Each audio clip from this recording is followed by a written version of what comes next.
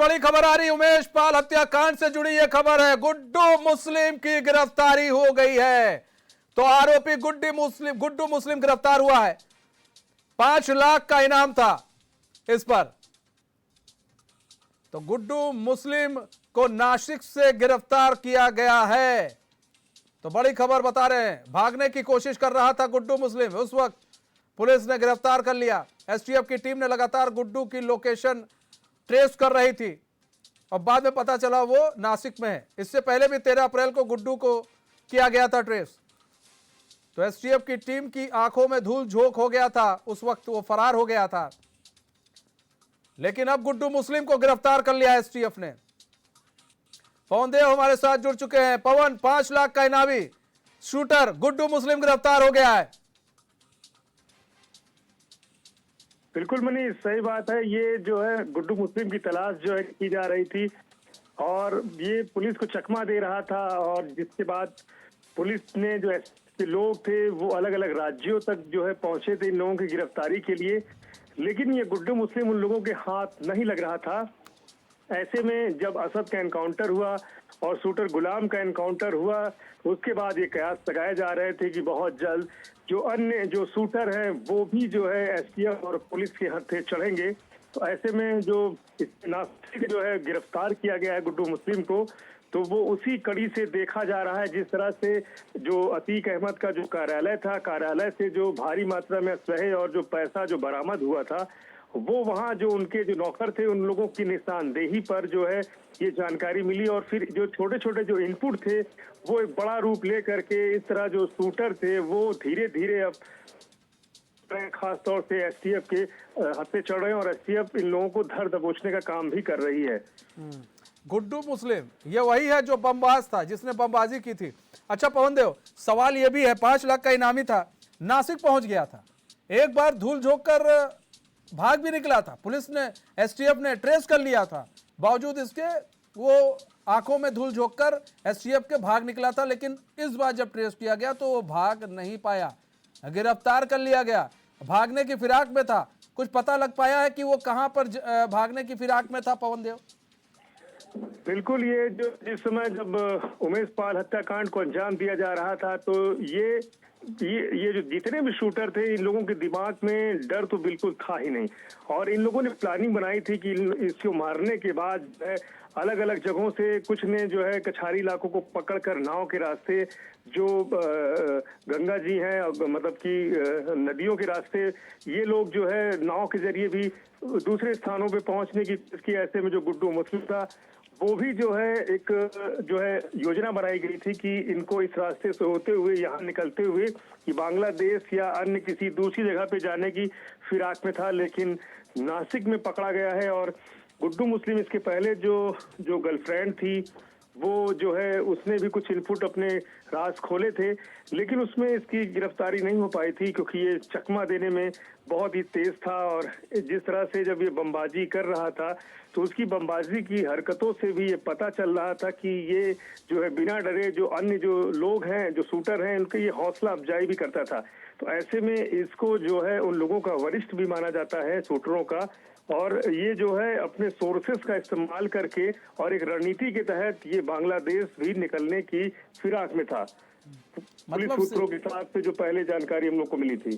मतलब कि पवन देव सीनियर था, ये सीनियर अपराधी था जो और अपराधियों को सिखाता था, ये सीनियर अपराधी में था। अच्छा एक चीज और भी है पवन देव, नासिक की बात आ रही है। देखिए जो इनपुट आ भी रहे थे पुलिस के पास और जिस तरह से बातचीत चल रही थी अब्बू सलेम को लेकर, तो ये भी कहा जा रहा था कि जो असद और गुलाम थे उनको कहा गया था कि तुम किसी तरह नासिक पहुंच जाओ, एक बार तुम नासिक पहुंच गए तो हम तुम्हारा वहां से निकलने का इंतजाम कर देंगे। ये गुड्डू मुस्लिम नासिक पहुंच गया, तो कहीं ना कहीं जो कनेक्शन है वो नासिक से तो बहुत गहरा लग रहा है पवन देव इन अपराधियों का। बिल्कुल सही बात है, इन लोगों का नासिक से जो है कनेक्शन ये बिल्कुल आप सही कह रहे हैं। और क्योंकि जितने भी ये जो है जो इनसे जुड़े जो लोग थे, इन लोगों का जो खुलासा हुआ है, तो ऐसे में इसके तार जो है वहां से भी जुड़े हुए हैं। और सबसे बड़ी बात थी कि जो असद था वो तकनीकी रूप से उसको मास्टरमाइंड माना जाता था। उसका जो दिमाग था वो तकनीकी रूप से बड़ा ही दक्ष था। तो ऐसे में जो तकनीकी की बात आती है, तो तकनीकी के मामले में गुड्डू मुस्लिम उतना दक्ष नहीं था, लेकिन ये जो है हौसला, साहस और जिस तरह से बेखौफ तरीके से चीजों को करता था, उसकी दिलेरी की वजह से ये इन लोगों का जो है नेतृत्व करता था।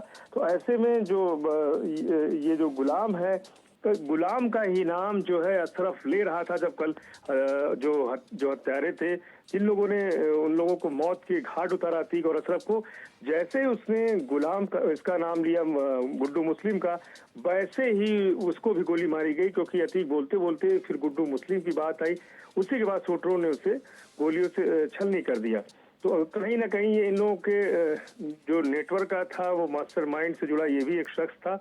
और गुड्डू अच्छा, मुस्लिम पवन देव, देखिए हम तार जुड़ने की बात कर रहे हैं नासिक से। अब यहाँ पर देखिए कई सवाल उठते हैं पवन देव। यूपी से नासिक की दूरी काफ़ी है, ठीक है। इस बीच में सवाल ये है कि इन्होंने अपने स्टॉपेज कहाँ कहाँ बनाए, ये कहाँ कहाँ रुके, किनके थ्रू ये नासिक पहुंचे हैं। सवाल तो ये भी उठता है कि आखिर ये नासिक पहुंच गया और किसी को भनक तक नहीं लगी। तो यानी कि इसने कहीं ना कहीं स्टॉपेज बनाए होंगे अपने, हमको यहाँ रुकना है, आज यहाँ रुकना है, कल इसके यहाँ जाएंगे, परसों इसके यहाँ जाएंगे, फिर इसके यहाँ जाएंगे, फिर यहाँ से पैसा उठाएंगे, फिर यहाँ जाएंगे। सही बात कह रहे हैं, बिल्कुल सही। जो एक सीसीटीवी फुटेज भी आया था, जिसमें जो है दिखाया गया था कि जो अतीक के जो बहनोई थे, उनके घर मेरठ पे भी ये रुका हुआ था सीसीटीवी फुटेज में। और उन लोगों से भी पूछताछ की गई, सीसीटीवी भी वहां से बरामद किया गया था, जिसमें गुड्डू मुस्लिम जो है उसमें दिखा था। एक उसके साथ और भी सहयोगी था। तो ये कहीं ना कहीं जो अपना जो इनका जो ठौर ठिकाना था, ये एक रणनीति का हिस्सा ये लोग बनाए थे। काफी तगड़ी प्लानिंग थी और इनको पता था कि किस रास्ते जाएंगे और कहाँ पे कौन से लोग इनका सहयोग करेंगे, क्योंकि खाकी वर्दी जो धारी हैं वो भी इनके सहयोग और टच में थे। तभी इस तरह से वो नासिक तक ये लोग पहुंचे हैं। और इसके पहले जब असद का एनकाउंटर हुआ, असद को भी जो है दिल्ली वगैरह तक उसके जो है तार जुड़े थे, वो बीच में गया भी। तो कहीं ना कहीं ये सपोर्टेड रहा है इन लोगों का, जो है कहीं ना कहीं जो खाकी के लोग थे वो भी इनका सपोर्ट किए। नहीं तो ये लोग इस तरह से शूट आउट के बाद उतनी दूर नहीं पहुंच सकते थे, क्योंकि पुलिस जिस तरह से घेराबंदी की थी, सीमाएं सील की गई थी, लेकिन बावजूद इसके ये लोग निकल भागे और बाद में ये नासिक में पकड़ा गया गुड्डू मुस्लिम। तो कहीं ना कहीं जो है इन लोगों ने अपनी जो गोटियां थी, जो क्राइम की बिछाई थी और सटीक थी, लेकिन जो होती है कि कहीं ना कहीं छोटी सी जो चूक हो जाती है, उसके बाद फिर वो उससे ये लोग फंस जाते हैं। तो ये गुड्डू मुस्लिम के साथ भी हुआ, होना ही था, क्योंकि लाख बचने की कोशिश करे, ये लोग भारत छोड़ के बाहर जा नहीं पाए थे। ऐसे में ये लोग अपने यहीं भारत में ही थे। तो जो पुलिस थी, एसटीएफ थी, वो लगी थी, राज्यों में अच्छा लगी हुई थी। पवन देखिए एक चीज, देखिए नासिक से तार जुड़ रहे हैं, क्या नासिक में भी जो एसटीएफ है, जो महाराष्ट्र पुलिस है, नासिक पुलिस है, जो यूपी पुलिस है, क्या कुछ वहां पर लोग, वहां पर अभी भी नासिक में लोग हैं, ताकि वहां पर भी छानबीन की जाए कि आखिर ये नासिक में किसके संपर्क में था और ये जैसे कि समुद्र के सहारे ये कहीं और जाने की फिराक में, जैसा बताया जा रहा है कि था, ये बांग्लादेश भी जा सकता था, ये किसी और भी राज्यों में जाने की फिराक में था। तो क्या आपको लग रहा है कि क्या इसकी भी जांच चल रही है? बिल्कुल सही बात है। ये जो है वो समुद्र के रास्ते और जो है जैसे यहाँ नदियों का सहारा लिया गया, यहाँ नाव के माध्यम से, वो एक दिन तक यहाँ शूट आउट के बाद वो एक दिन तक प्रयागराज में पूरा रुका हुआ था। दूसरे दिन तक वो था। दूसरे दिन उसका जो सीसीटीवी था, वो एक दुकान पे पान खाने का शौकीन था और उस दुकानदार को पुलिस के लोगों ने उठाया था। वहां से उसने काफी ढेर सारा पान मसाला बंधवाया था। ये हाथ का बना हुआ गुटखा खाता था पान। तो वो लेने जब आया, बाद में जब पुलिस ने सीसीटीवी देखा कि ये तो मारने के बाद फिर इससे दोबारा है, तो उस दुकानदार ने बताया कि वो कछार, जो मैदानी इलाका, तटीय इलाका होता है, वहाँ कछारी इलाके में जाके नाव के माध्यम से वो निकला हुआ है। तो पुलिस उसको पकड़ने की उस समय कोशिश की, लेकिन वो पुलिस की उसमें पकड़ में नहीं आ पाया। तो कहीं ना कहीं जो ये तार है जो नासिक से, वहां पर भी ये लोग जो है समुद्र के रास्ते, जिस तरह से आपने देखा होगा कि जो अटैक हुआ था 26/11 वाला, तो वो लोग भी उसी रास्ते से आए थे, उनको सुरक्षित था। और जिस तरह से अतीक अहमद ने स्वीकारा भी था कि ISI से उसके जो है संबंध रहे हैं, तो ऐसे में जो है जो पिस्टल वगैरह जो असलहे आते थे वो पाकिस्तान से आते थे। तो इसमें ये पाकिस्तान भी जा सकते थे या किसी अन्य समुद्र के रास्ते किसी अन्य दूसरे जो है अरबिया देश में भी पहुंच सकते थे। कुल मिलाकर पूरे भागने की फिराक में था ये गुड्डू मुस्लिम, लेकिन STF ने दबोच लिया। बहुत बहुत धन्यवाद पवन देव हमारे साथ जुड़ने के लिए और तमाम जानकारी देने के लिए।